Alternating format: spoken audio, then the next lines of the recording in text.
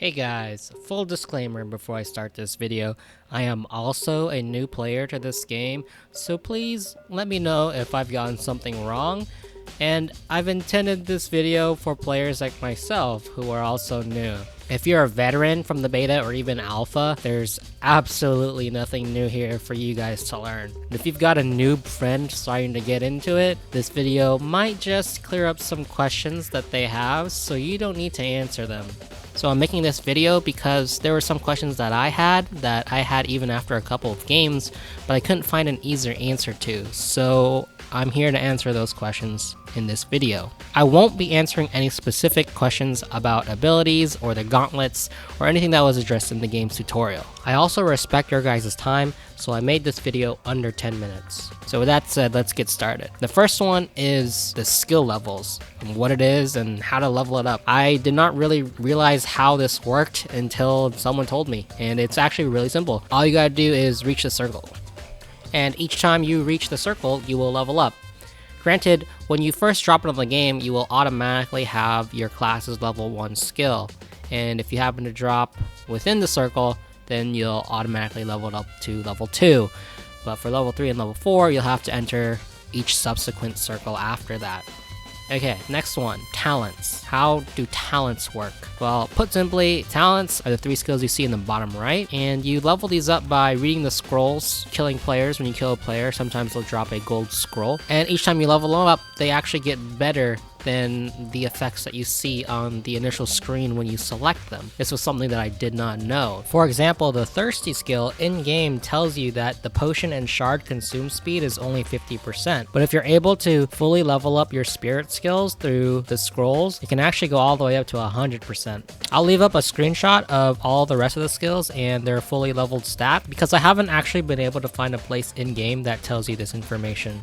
Next is when you're dropping, there's no bus, there's no plane in this game.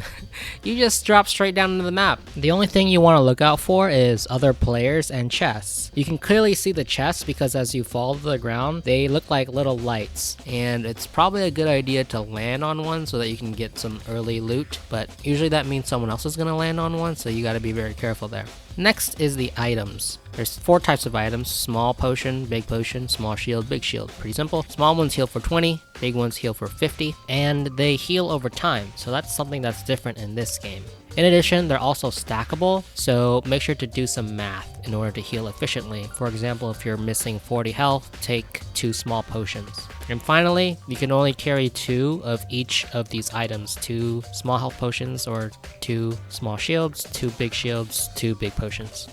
The next thing you should understand is how the class system works and how the gauntlets work when you pick them up off the ground. The primary gauntlet that you choose before going into the game is called your class, and all classes come equipped with 4 distinct skills. And these skills give you special abilities. So like with the Frost Gauntlet, your icicles actually shoot an ice trail. Now if you were to pick up an ice gauntlet when you go into the game as a fire user, you won't have that ice trail. So in other words, your primary gauntlet will give you those special abilities, and when you pick up an offhand gauntlet, you will not have those special class abilities. This was something that I didn't really understand in the very beginning of the game when I started playing. The next thing I want to talk about is obviously mana management.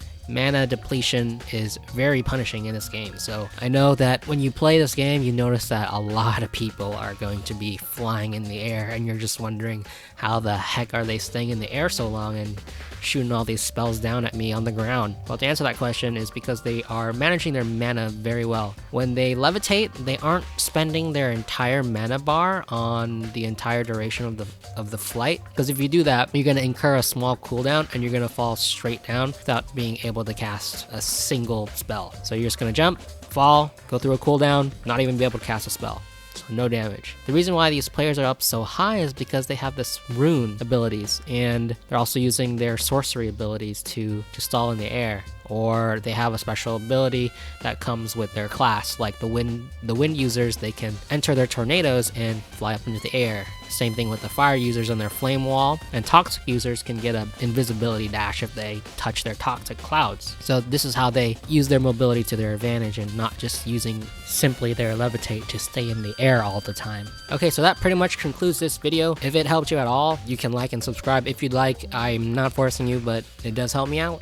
I do want to do some more beginner guides for this game because I'm definitely enjoying it, and I want to learn how to play this, and I want to share everything that I'm learning with you guys. So with that said, thank you guys, and I'll see you later.